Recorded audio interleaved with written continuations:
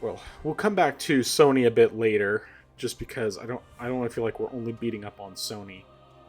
Uh, because there's definitely some other stuff worth making fun of, and other stuff just worth talking about in general. So one of those things that is a topic that just makes me like and facepalm. I hope that it's just trolling. Uh, but we recently had Yoshi P,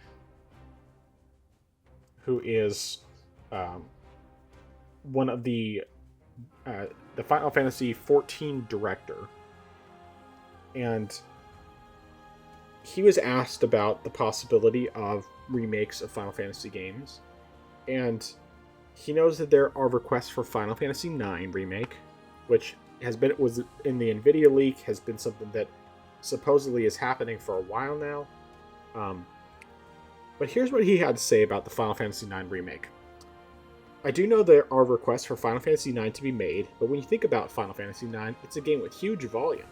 When you think about all that volume, I wonder if it's possible to remake that as a single title. It's a difficult one. It is a tough question. Now, to be clear, Final Fantasy IX originally released in 2000 on the PlayStation 1. I can actually grab my PS1 copy. Somewhere.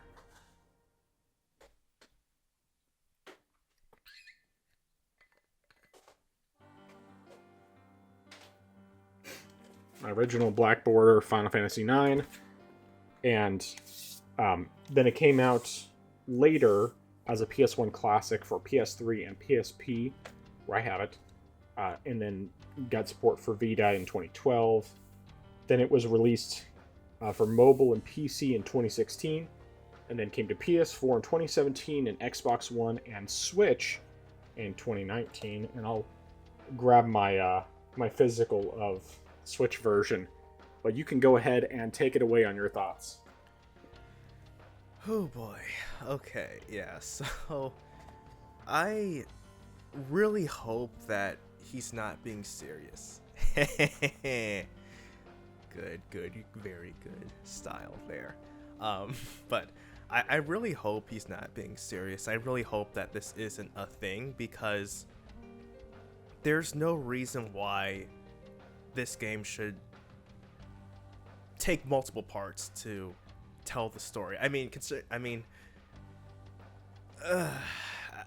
feel like they could possibly do that, considering the fact that Final Fantasy VII was successful with it. So they might say that's justification enough for us to do it. But I really don't think so. I mean, the game was on the PS1. How are we going to stretch it out so that multiple parts? I mean, it's really ridiculous, and I feel like the only way you could actually do that is if you just really stretch out every detail and fill the game out with so much padding that you say it's worth doing it. And I mean, something like that is how we got the Hobbit trilogy. I mean, taking something that was a single work and then stretching out so much and padding it with so much extra detail that didn't necessarily need to be there. I mean, granted, Hobbit had a lot of extra details that shouldn't have been there, but doing something like that makes it completely pointless, and it's really not worth it. At most, and this is a very big at most, if you made it 2 games, I still wouldn't like that. But if you're gonna say multi-volume, that sounds as if though you want to make the game at least 3 titles. Maybe see if we can do 4, but I definitely would see it as being 3 titles, 3 different games. It's really not necessary to do that, and I'm really hoping that that's not true. But as a side note, just I thought it was very interesting was he was also asked about which game he would like to remake given the chance, and he said he wanted to do Final Fantasy 3. I just thought that was interesting because not too many people talk about Final Fantasy 3. I mean, granted, people probably talk about that more than 2, which was considered to be one of the worst of the original sort of Final Fantasy games. But I thought that was interesting. 3's not a bad game. It just does not hold a candle to anything that came after it. Right. But overall, though, for the main part of this discussion, I just hope it's not true, because I do not like that at all.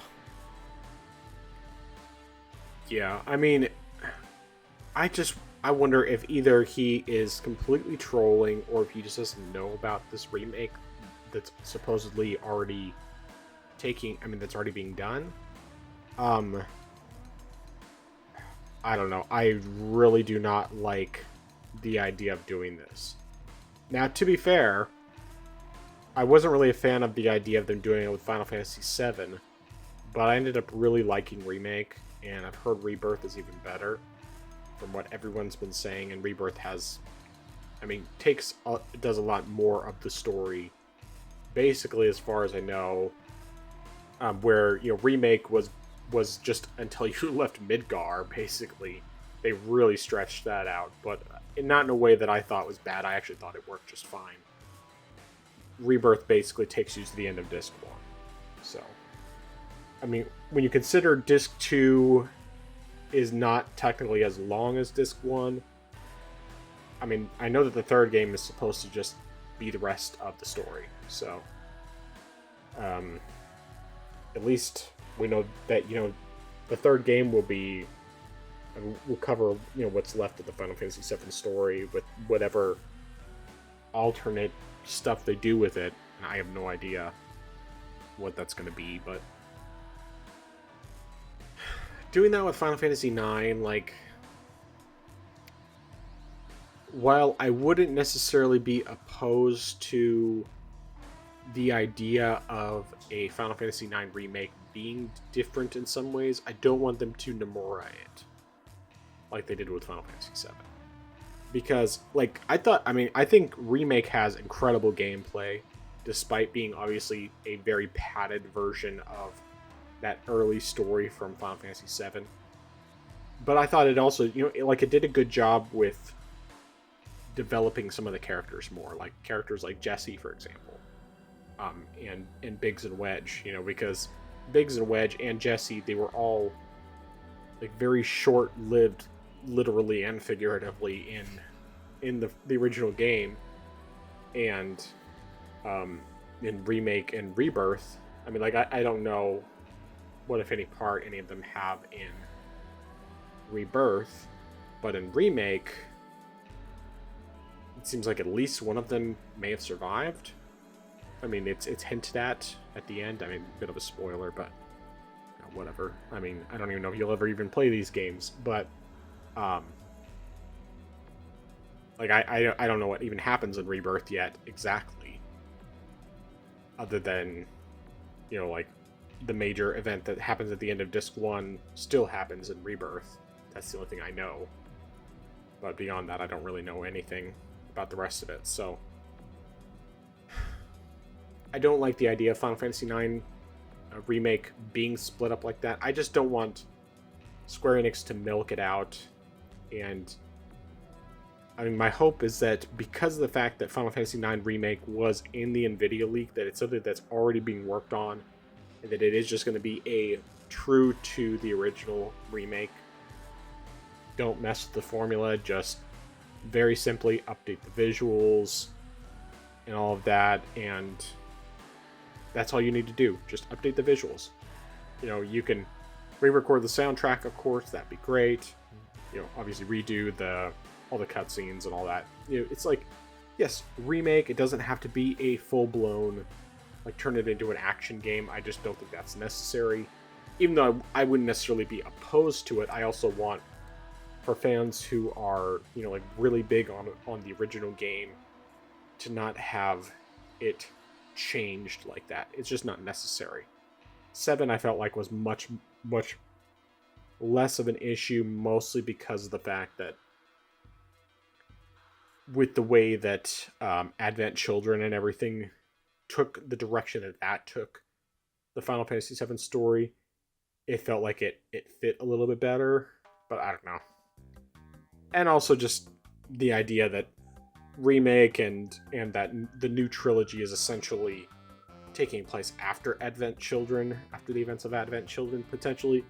Not that I know whether or not they've said anything like that in the story. It was just a theory that was presented after Remake came out that actually made me go from hating what they did with the story to be like, oh, okay, I'm cool with that. I'm perfectly fine with that. You're not erasing the original story. You're just taking what Sephiroth said at the end of Advent Children and using it to do your crazy Nomura crap with. And it's like, okay, fine. You're not erasing the original story. You're just adding on to it. It's like, I'm fine with that. I can live with that. Anyway. Yeah. I'm just waiting to see what's going to happen with this. I hope that this idea of it being multiple games is either trolling or that he just has no idea what he's talking about. But that's all I got. Alright, you have anything else? No, sir. Alrighty. Well, you want to talk about this new California law? Or potential law? Yeah. So recently, and I think this happened last week sometime, California Governor Gavin Newsom, he signed a bill into law over there that prevents companies from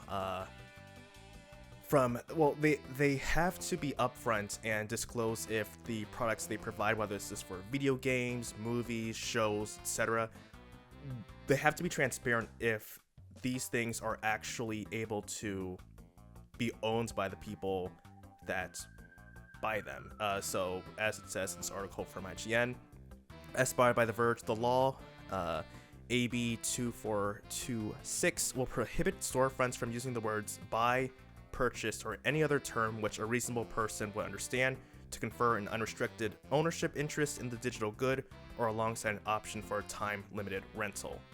And so, essentially, they have to make sure everything is in plain English and that no one could be confused about such things being purchased. Oh, and also it applies to ebooks, music, and any other sort of digital media as well.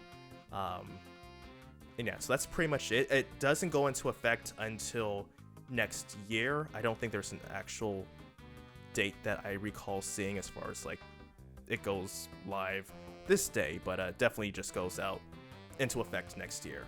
So this is already done. It's already going to happen, but just hasn't kicked in yet. So I've got a couple things that I'll say, but do you want to start off though? Yeah, so I like the idea of this, theoretically. It's good to start forcing vendors to do this. I'm just wondering how much they're actually going to enforce it. And furthermore, I'm wondering what that's going to mean for all of the previous purchases that people have done through digital storefronts. I mean, are these storefronts suddenly going to start saying, hey, just so you know, just FYI, all these things that you quote-unquote purchased previously are just licensed out to you, and we can take away the license at any time? I mean, is that what they're going to do? Are they just not going to say anything and just let people figure it out themselves when they eventually get their stuff taken away? You know, how's this going to work? And is it going to expand beyond California? I'm no fan of Gavin Newsom. I'm no fan of just the hellhole that California has become. And this is as someone who was born in California, lived there for 16 years before I moved to Alaska. And, like, California is not a place that I would ever think of as home despite being born there. Because it's so far from being aligned with anything I believe or value or anything else. Basically, the only thing good about California is that it's a pretty place in general. But it is absolutely awful. And I think that the song from Spinal Tap is a good descriptor for California. And I'm not gonna, of course, include that song in the podcast, but I may link to it in the description just for the sake of people being able to hear that. Spinal Tap is hilarious, by the way. A hilarious mockumentary from the early 80s, and it's, oh man, it is. I mean, you have to recognize it's satire. Don't take it seriously, because otherwise you may be very offended by some of the stuff in there. But, oh man, it's so funny. Anyway, yeah, that's everything I have on that front. Yeah, I initially, I definitely agree. I was in the mindset of, a good idea from a politician and from California of all places. That I'm like, is there an odd change in the weather right now? Are very hot places freezing over? But then I thought about it, and I wonder, what's to prevent, say, these companies from saying, okay, we have to disclose if these games are, or any sort of media is being licensed or not. So we just won't sell you anything that you'll get to keep. So I wonder if these types of storefronts will decide, okay, we have to disclose if we're going to offer that to you, but we just won't do it anymore. And so you still will have to buy this from us, whether you like the fact that it's a license or not. And I mean, could this even potentially sometime down the road get them to say, okay, instead of just doing this type of thing where we sell licenses, we're just gonna make more subscription things where, we'll have to worry about having any type of disclaimer, whether it's like, oh, this is a license, you have it temporarily, we don't have to worry about doing all that legal jargon or anything like that. Let's just go ahead and make more subscriptions. That way people just go and pay us more money, have that reoccurring revenue. Don't have to worry about any type of disclaimer. People can get what they want. We can still pull it out because legally it's a subscription service. They know they're not going to be able to keep it, so we can just keep doing what we're doing here. That's the type of thing that I am concerned about.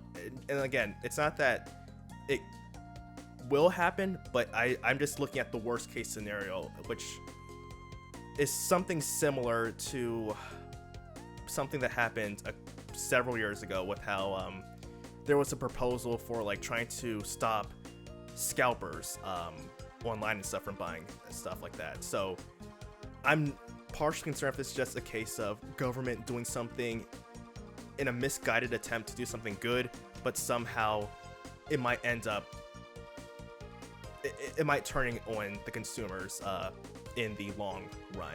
So I'm not opposed to this in theory, just I'm hoping the execution doesn't ruin things down the road. But we'll definitely see when that time comes. But it definitely is good to know if you're buying something, if you're actually going to keep it. I know certain things I definitely do not have any type of assumption that I actually own unless there is some type of offline file I can use, and that's something I can easily just transfer. Like if I'm like, I don't buy anything type of ebooks off of Amazon because I know that those things are completely licensed to Amazon. You need to have like a Kindle or something like that in order to even just use those ebooks. Some stuff like music, I've gotten back to buying CDs now or something like that just because digital stuff, I definitely avoid Spotify like to play because it's streaming. You're not actually getting to put the music on your phone or anything like that, or if you have it on your computer and listen to it there, or like go travel and take it with you. You always need to have a constant access unless you pay for a premium and you can do stuff like that. But again, you're paying for something that you aren't actually keeping. So I do feel like to a degree some people should know if what they're buying actually is something they own or not. I feel like that's something that is a bit of a problem, that some people just aren't thinking about it. And I don't think it's something that you necessarily have to be good with technology to know, but it's just something that I feel like to a degree, if you've been using technology on a pretty regular basis, it should be something that's kind of common sense to know whether something you're purchasing is buying or just renting. But still having that clarity is a good thing, though. Yeah, for sure. We'll just have to see what happens with it, but I don't know. I'm